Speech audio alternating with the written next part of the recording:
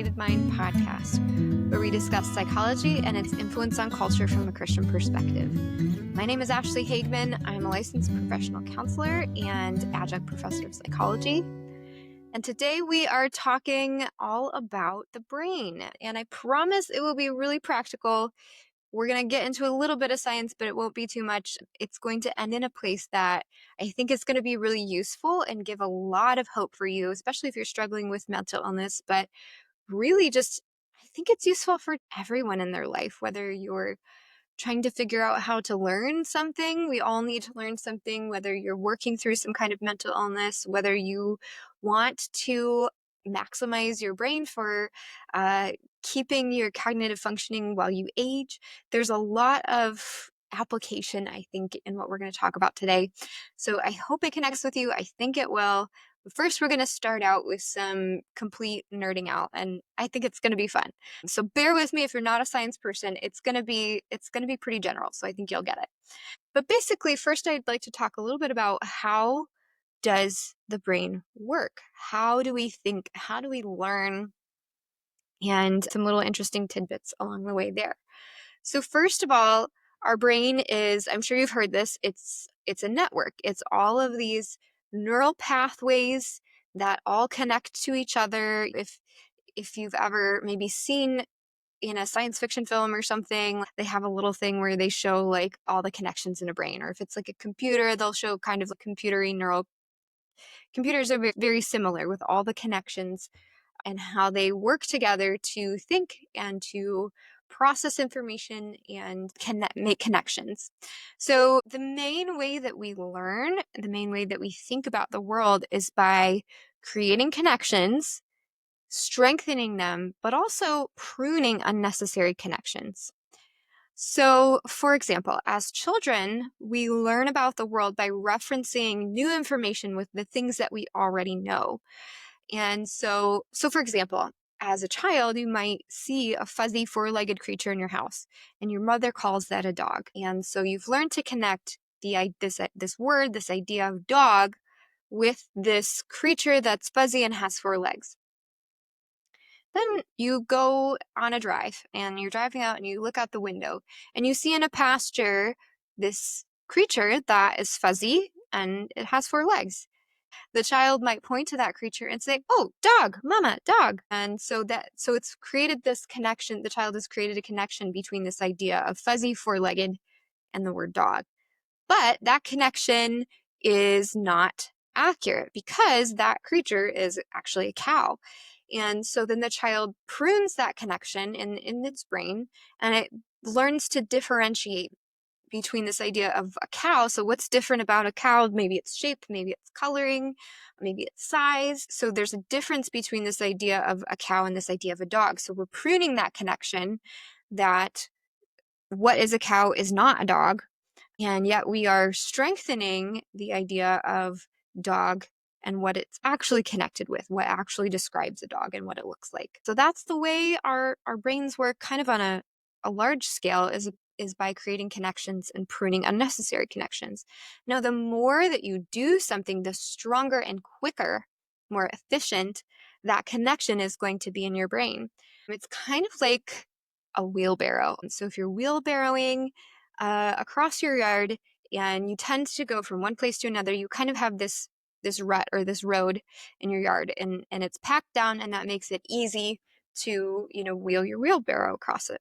Now, if you're trying to form a new path, it's going to be a lot harder and take you a lot longer. You're a lot less likely to go that way because there isn't this ingrained path that you're used to going down. And that's kind of how our brain works. So when we've created a connection and we strengthened it by continued information that reinforces that connection, by our behavior, by continuing to do the same behavior over and over again, those connections get really strengthened. And so it's easy for us to do that. It's second nature. It makes it really easy.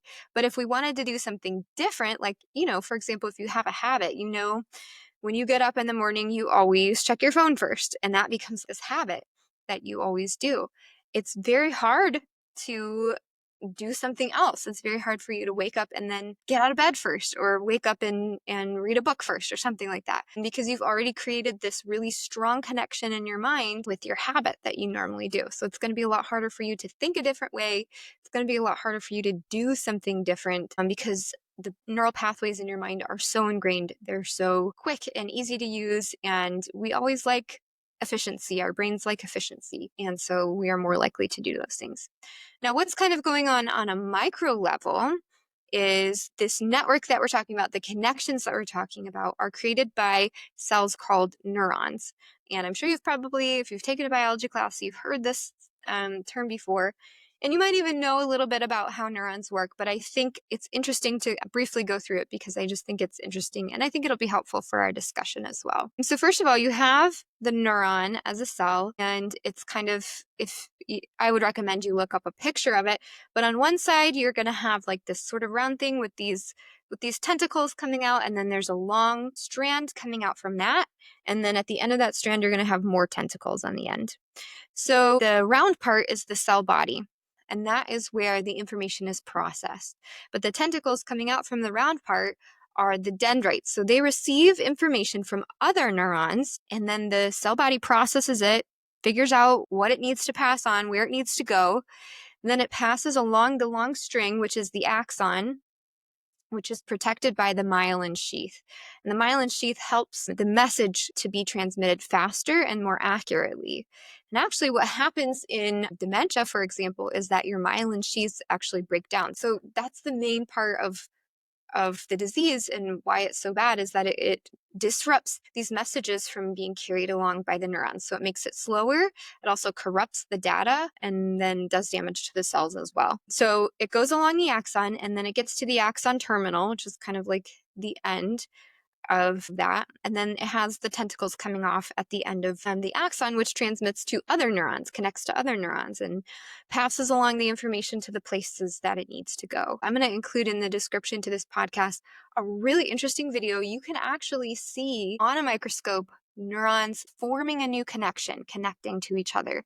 So you see a neuron reaching out and trying to find another neuron, and then it finds it and it clicks in, it just makes this connection. And it's crazy to think that that is going on in my brain right now, that when I learn a new thing, when I learn, for example, that, connecting the idea of a neuron, something in my brain that's actually connected with the experience of thinking, I'm making those connections in my mind. It's kind of like, it's this whole meta thing. I don't know. It's kind of amazing to me, and I hope it's amazing to you. And especially thinking through, and we're going to talk more about this, but how God has created our brains with such complexity, and how each neuron knows exactly what it needs to do, and how they work together to transmit all these messages, and what a complex organ the brain is. And we actually know very little about it. As much as there is out there, the amount that we know about how the brain works is minuscule. It's just fascinating. And I hope that this is kind of piquing your interest and that you research more about this, because it's just absolutely fascinating. Anyway, so that's how the connections happen, is these neurons connect to each other. They pass messages along to each other. And the stronger a neural connection is, the more neurons are there working in connection with each other to bring about that thought or bring about that action. But if it's something new that you're learning, or if it's something that you don't normally do, then it's going to be less connections in your brain, so it's going to be slower. And so when you're trying something new, you can't expect it to be easy. Now, there is a sense that we are gifted genetically with, some of us have more connections in certain parts of our brain just to start with. And so some things might be easier for us because the structure of our brain has just grown that way as a result of genetics or different things. And other things might be more difficult for us because we don't have as much brain matter in that area. We don't have those connections to start with.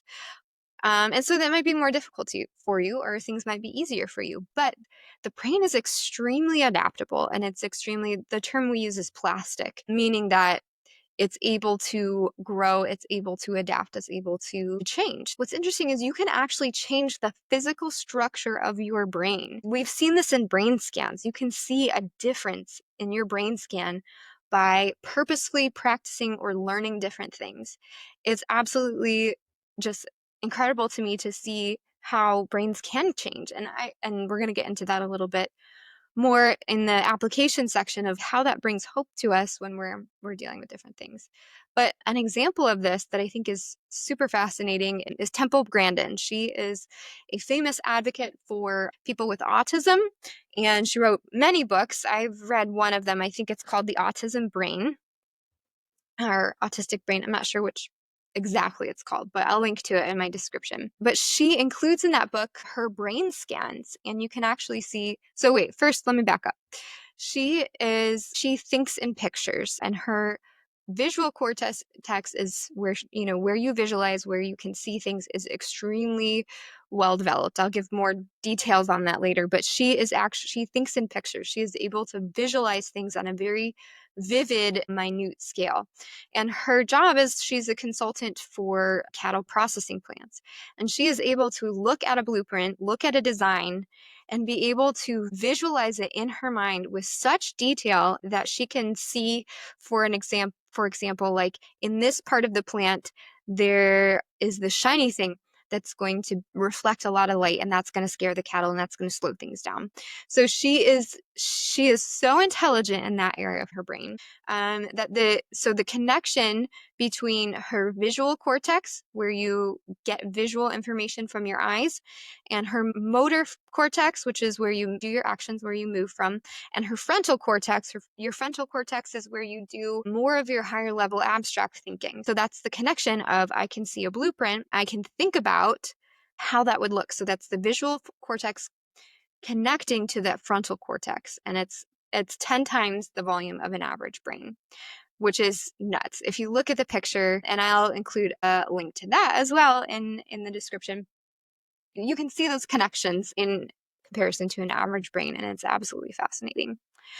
But it comes as a cost. Her brain has put so much effort and energy into connecting the visual and motor frontal cortex that there's some sacrifices in other parts of her brain. So for example, the connection between the speaking what we hear and speaking what we see part of our brain is 1/10 of an average brain. And so her communication skills might be sacrificed, might be less than the average brain, to compensate for this really strengthened area of her brain. And yeah, it's just so interesting to see that on a brain scan, to see the structure of her brain being different, and then seeing how that plays out in her life and the incredible intelligence that she has in those certain areas, and yet the challenges that she also has in other areas. And I think that's a more extreme example of what's going on in everyone's brains. We all have different connections in our minds that are stronger by genetics or by the way that we were raised. And we all have areas in which we're weak. And I think it's beautiful to see those differences. It's beautiful to see where God has brought us, both through nature and through nurture, and the gifts that He has given us, and also the challenges that He's given us as well for our good and for His glory. So that's kind of a little bit of an overview of how the brain works, how we make connections, how the physical structure of our brain connects with our experience of thought.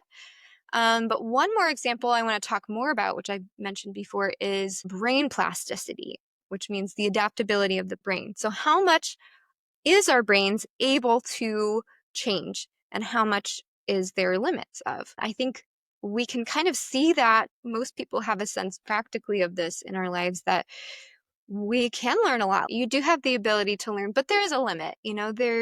Like for me, I really struggle with math. I am not naturally geared towards math. I'm more of the creative, people-oriented type of person. Math and being exact, being precise at things is not my jam. I'm not okay with that. But I am able to work out that part of my brain. I've gotten better at it in my adult life, and I'm able to do things a little more quicker than I was before, and understand things a little better than I was before. And so I can see where I am able to grow in that area of my brain, but there are limits. I'm never going to be a high level mathematician. Like if I worked really hard, maybe I could start to get there, but there are some limits to what I can do. But there's also a lot of plasticity as well. So let's talk a little bit about that. So the first thing I want to talk about is that higher cognitive processes like learning and memory are much more plastic, meaning they're much more able to change. Even in adulthood, the brain retains significant plasticity. So studies have shown that for an adult who learns an instrument as an adult, they can increase the sensory cortex area for finger representation. So the area in your brain that controls finger motor skills can increase by up to 25%. So that's a quarter. That's a huge amount when you think of how big is the brain. And so that's a higher cognitive process. So learning, memory. So the outer part of your brain are those things which are less important to your critical survival as a creature. So the things that are buried deep in your brain, this makes absolute sense to me, and I think is really beautiful about the way that God designed us. The things that are deepest in your brain, like your brain stem, are the things that control your physical processes. Like they control your breathing, they control your heart rate, things like that. The things that are outside on your brain are those things which are higher level processes, which are less important to your survival. They're still important. All of the brain is important, but if you get damaged on the outside of your brain by, whatever, by a bonk on the head or whatever, you might have learning and memory problems, but you're still going to be able to breathe and you're still going to be, have your heart rate. Your body's going to be able to function. But those things that are lower in our brain, these lower processors that are more essential to our survival, are much less adaptable. So it's a lot harder to train, for example, sensory processes, but it is not completely unadaptable. One really cool thing, I had a professor from when I was an undergrad who told me about this incredible technology that was developed. It's called BrainPort. And what they do is they retrain people's tongues to sense visual information. So what they do is they have this electrode pad that goes on people's tongues, and it sends electrical impulses into different parts of the tongue, and it's hooked up to a camera. And so the camera takes in visual information. So for example, you can see there's a person in front of me, and then it sends the corresponding electrical impulses to this pad on the tongue. And if you do that long enough, your brain makes the connection between the sensory information from your tongue and connects it to your visual cortex. So you're actually able to experience the experience of seeing something from this pad that's on your tongue. So people can see what the camera is seeing based on this pad on their tongue. And that blows my mind. It's nuts to me. Now, there's limits to that. They are not going to be able to see color, and they can't see things in much detail, but they can see enough to say, there's like this shape of a person in front of me, or there's a lamp over there, but enough to keep you safe. If you're walking down the street, it's enough to say, hey, there's something in front of me. Hey, there's a big car coming. I think they said that light and dark is the easiest things for them to see. But it's so interesting that it's input coming from your tongue, but it's lighting up the visual cortex in your brain. So you're actually seeing something through your tongue. Nuts. It's crazy to me. It's so interesting. So those are a lot less adaptable. So when we think about different disorders of the brain, disorders which affect more of the higher processes like learning and memory, like ADHD, dyslexia, things like that, are going to respond to treatment a lot easier than some of the lower processes, like, for example, like blindness. If your visual cortex is intact, that's going to take a lot more work to bring about any kind of change in that. But there is still a sense of possibility in that. Speaking of that, brain plasticity is possible, but it is also limited. So things that can limit it are age, obviously. As you age, your brain doesn't stop developing, but the rate at which your brain is decaying starts to outpace the rate at which it generates neurons and the neural pathways in your brain. So you're going to experience cognitive decline as you age, and that's a fact of life that's going to happen. There are a lot of things, though, that can help relay that. So if your brain is very well integrated, if the parts of your brain are the different parts of your brain are well connected. And the way to do this is by constantly learning and trying new things and doing things that are hard for you. If you've done that in your life and you've worked out your brain and you have a really strong, well-connected brain, then as parts of your brain do decay, your brain is able to adjust and it's able to avoid those areas and yet still get to the same place. It might be a little longer, but it's going to get there at some point. But if you don't have a lot of connections, if one connection is gone, it's severed, it's not working, then one part of your brain has no way to get to the other part of your brain.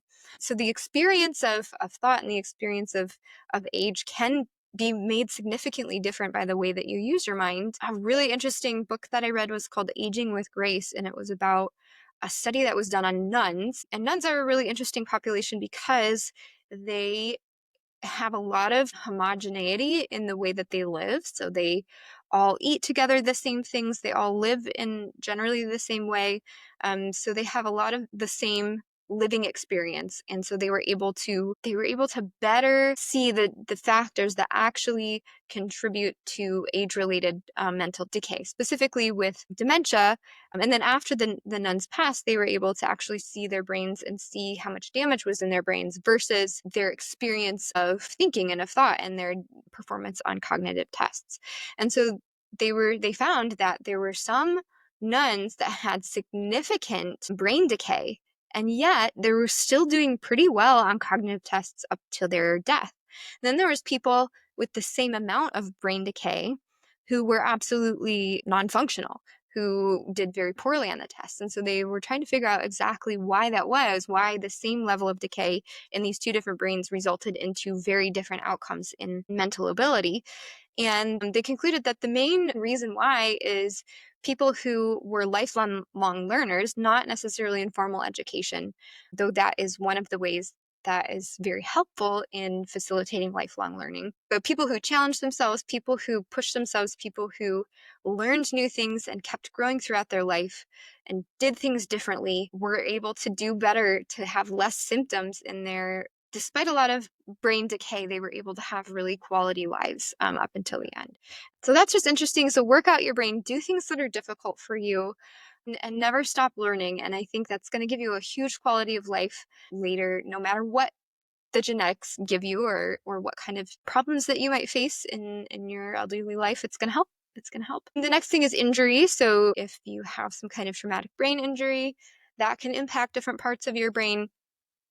And again, thankfully, the way that God made the brain is that those injuries generally are to usually your frontal cortex, which is your highest level of thought, and that deals a lot with your executive functioning, which is kind of linked to managing your life, being organized, being on time, being able to do goal-directed behavior. And so that's something that in ADHD so ADHD is marked by a smaller prefrontal cortex and smaller cerebellums.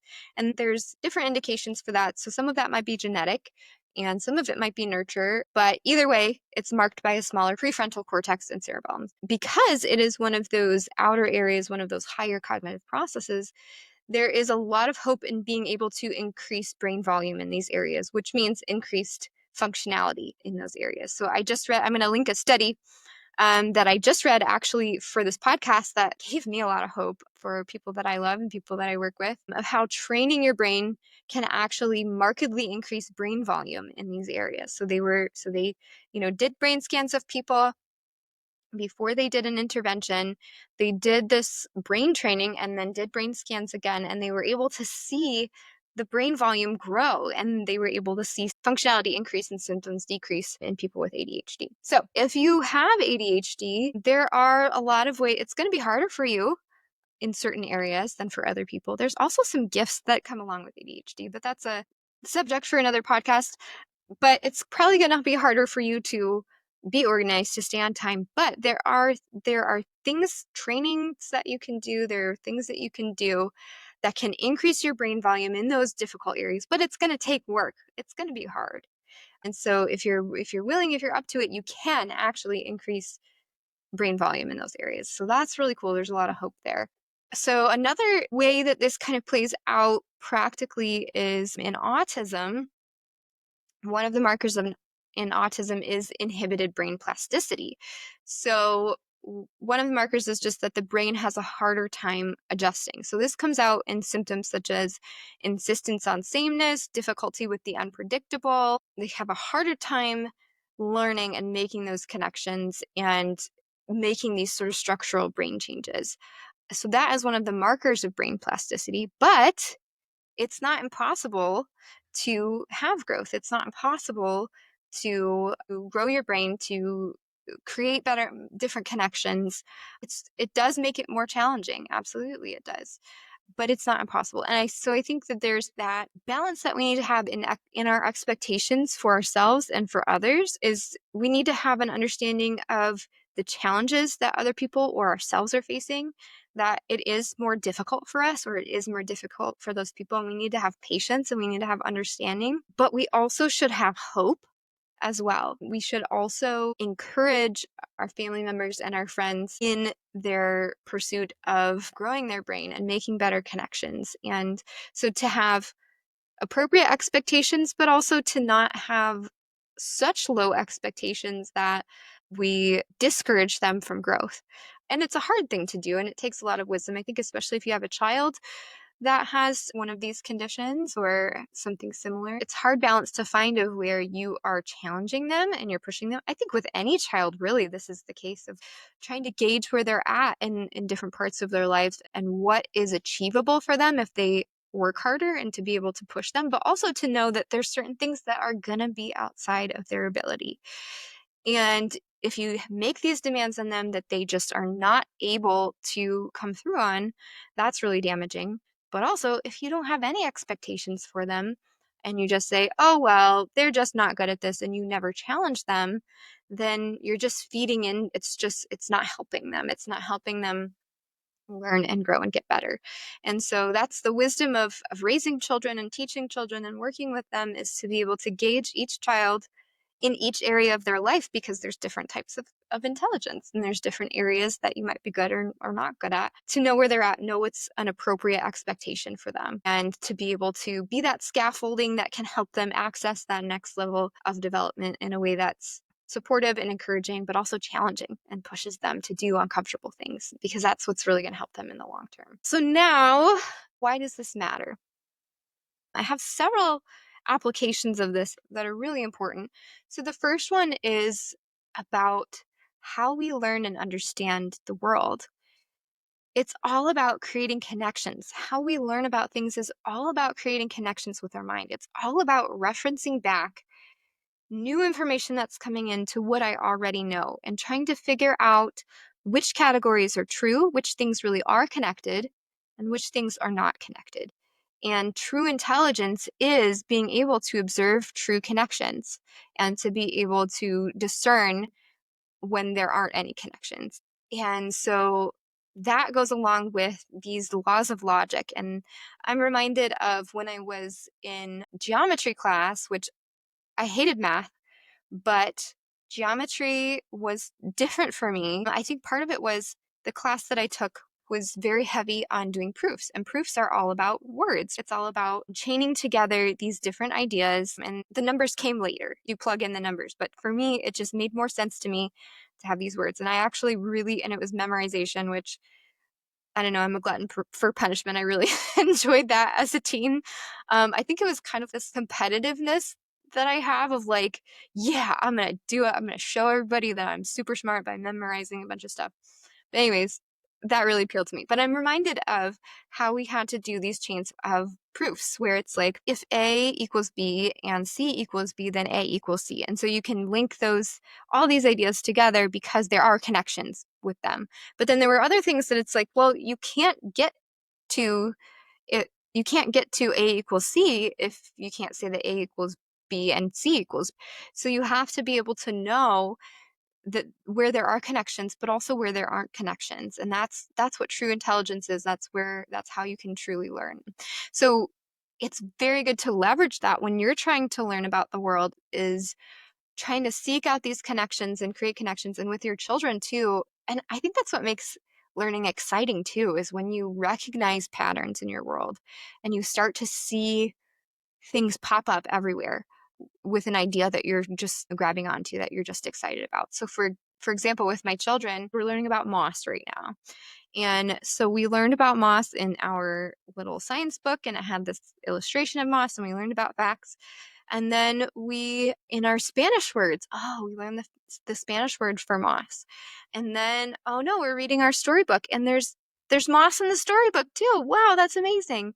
And now we're outside, and it's rainy right now. It's the beginning of April, and there's moss all over the place. Wow, we can see some moss out here too. And so it's all these connections that are building a strengthened connection of what is moss, what does it look like. It also builds excitement too, because it's something familiar that I'm recognizing, and I'm seeing it all over the place. And that's what I've seen in my own life. When I'm excited about an idea or I'm excited about a concept, you just see it pop up everywhere, and it's so exciting. It's so interesting. It's the same with like Bible verses, for example. Like you you read a verse that you're really interested in, or you memorize a verse, and then all of a sudden you're seeing it everywhere, or you're seeing the concepts from it just happening in your life. And that's what's exciting about learning, and that's what helps you learn, and that's what helps you really understand things, is to notice these connections and build these connections in your life. And so when you're studying one idea, it's a good idea to study neighboring things, or read things that like have something in common with the idea that you are currently learning, but are maybe just slightly different. But so you have those connections, but then it helps you to reach into a new something as well. So you have something familiar, but it's also pushing you into something that's unfamiliar, and building more connections in that unfamiliar arena.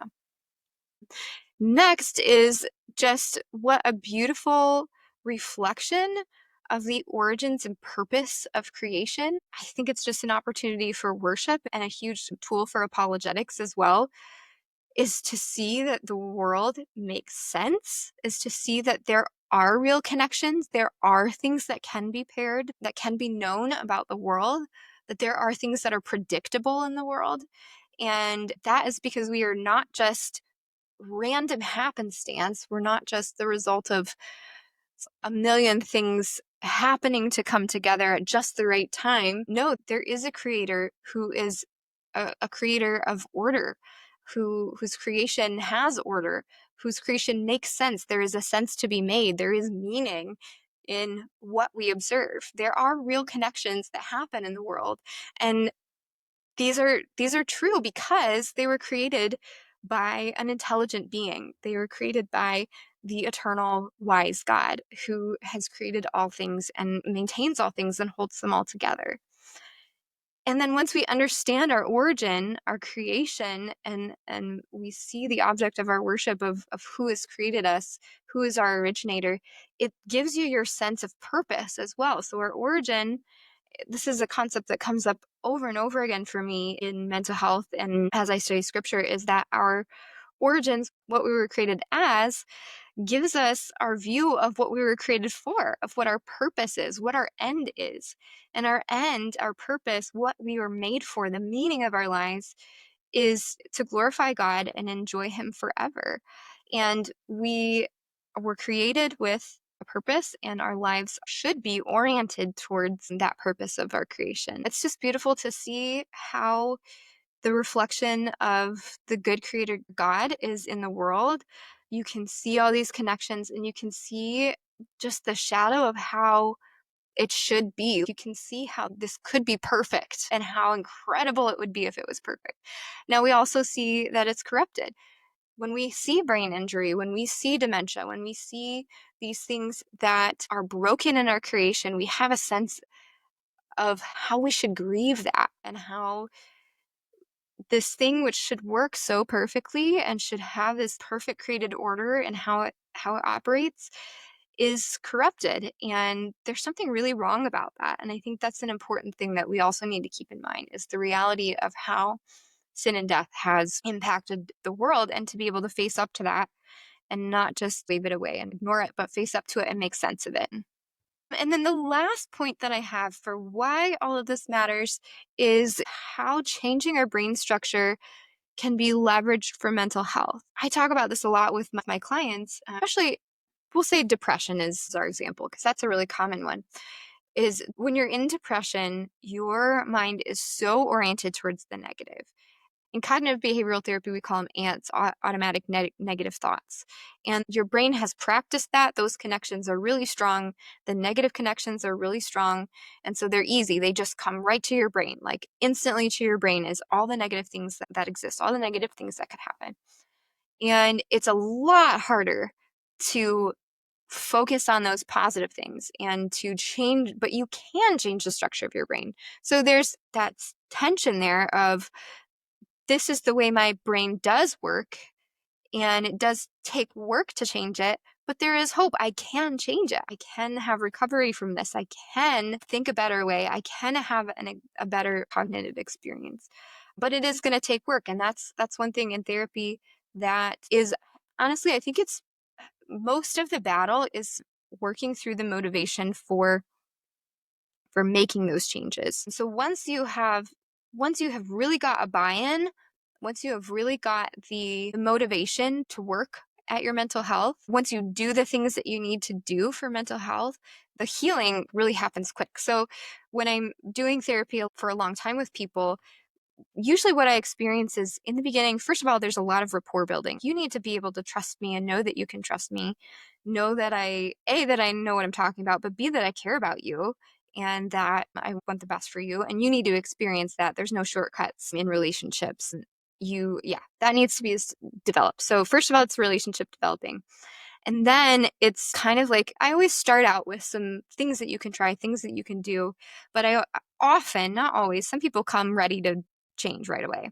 But a lot of people, they know they're struggling, they know they need help, but they don't necessarily see the hope for the change right away, or they don't feel the strength to make changes. And so we work for a long time on motivating, on the motivations behind change.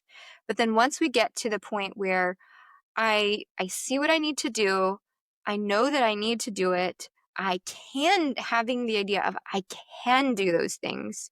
You have that belief in your self-efficacy, your ability to do those things. The change happens really fast. So there's a lot of brickwork laying in therapy but then once people get into that mode of I'm going to do this, and they get the determination, they get the motivation, it happens fast. And it's beautiful to see that happen. So hopefully this is an experience for you that's motivating to just see how it's possible. See how it's possible for you to have a different experience in your mental health for a wide range of things. Because the average mental health things that I'm seeing, depression, anxiety, things like that, are things that are in that higher level of thinking, that prefrontal cortex areas, the areas on the outside of your brain that are a lot more plastic, a lot more able to change than others. Now, there are some things that are more difficult to change. Addictions are extremely difficult to change. I would say probably the most difficult area of mental health. And I love my addictions counseling colleagues because they do great work, because it's a lot of hard work. And for anyone in recovery, you have achieved something absolutely incredible, and you should be 100% celebrated, because it's extremely difficult, but it's possible. And that's the thing that I hope that I can leave you with, is that it's hard. It is hard to make brain changes. It is hard to do this work, but it is possible. And we've seen it. You can see it with your very eyes in brain scans. You can see it in your experience as well. It really makes a difference in your world. So I hope this information is interesting to you. I hope it is practical to you. I hope it motivates you to do what you need to do to either make brain changes for your mental health, to make brain changes to preserve your mind in late adulthood, to help those you love, to teach your little children how to grow and challenge them in achievable ways. So blessings to you. If you liked what I talked about, I do have an e-course where I talk about psychology from the lens of systematic theology. So we go through different aspects of systematic theology and what they have to say about psychology, so that we can have this strong foundation of how to understand psychology from a Christian perspective. So if that's interesting to you, go to my e-course. The link is in the description. And I hope you guys have a great